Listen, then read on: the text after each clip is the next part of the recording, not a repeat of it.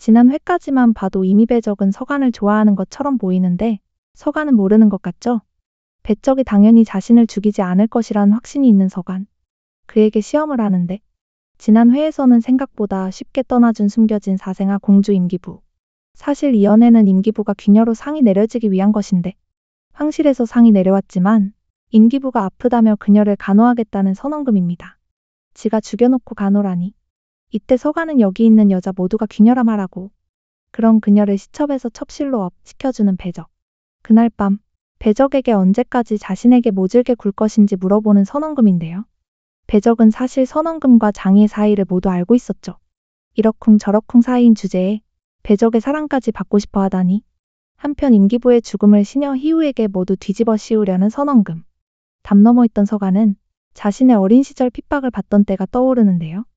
결국 희우를 살리기 위해 신문고를 두드리러 나가는 서간. 진술서 인장을 받기 전 겨우 그녀의 목숨을 구해냅니다.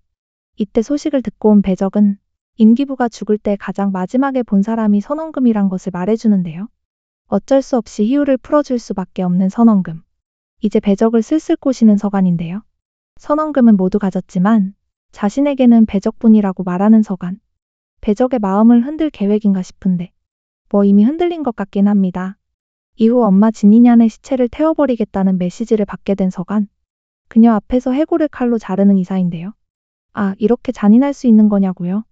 이걸로 흔들리면 안 되는 서간은 이사에게 무덤을 파헤치면 중죄이며 자신이 선옥청이라면 자신의 약점인 엄마 무덤을 여기에 계속 두겠냐며 이사를 설득하는데 소부인과 선원금을 위해 이렇게 험한 일을 하는 그를 알기에 대신 소부인의 약점을 알려주면 돈을 많이 주겠다는 서간.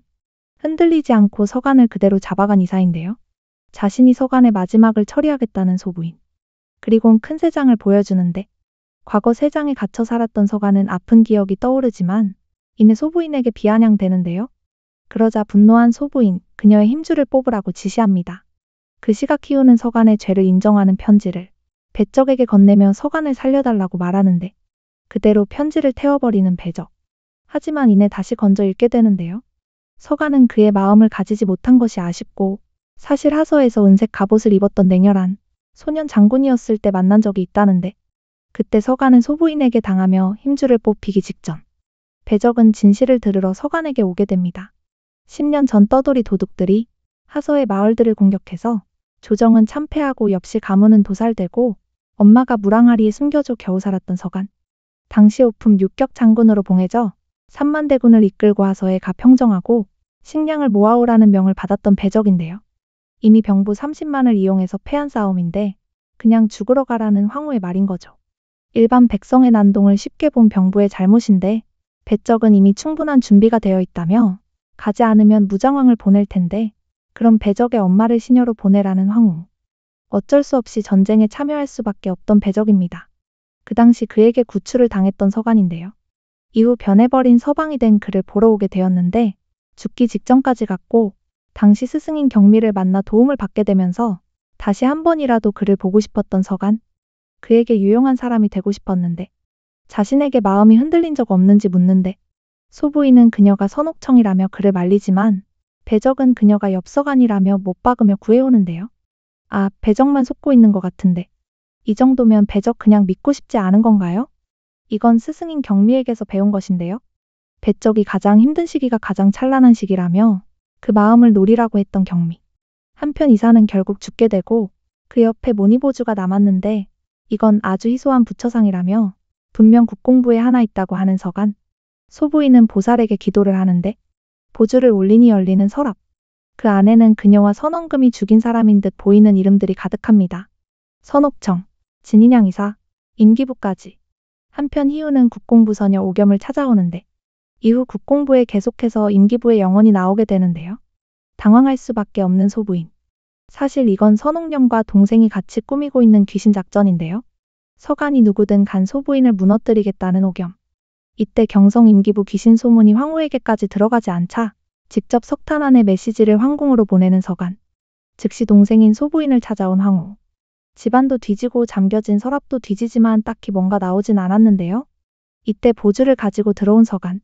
소부인의 신복인 이사가 당연히 자신의 혼나를 위해 숨겨뒀다며 보살의 손에 얻었는데요. 숨겨진 서랍이 열리며 그 안에 소부인이 죽인 많은 사람들의 인형이 나오고 맙니다. 임기부 인형을 황후에게 내미는 서간. 이제 황후가 뒷일을 알아서 하겠죠? 그녀가 나오자 그녀에게 힘을 실어주는 사람들. 그런데 이 사건이 커지면 황후와 국왕부, 섭정왕부 사이가 안 좋아지고 그만큼 황후의 세력이 작아질 것이라는데요. 소부인이 설득하자 결국 묻어버리려고 하는 황후. 다들 나와 자신의 가족들이 어떻게 죽었는지 이야기하지만 서간만 끌려가 불에 타 죽을 위기. 그때 또다시 서간을 구해주기 위해 등장한 배적.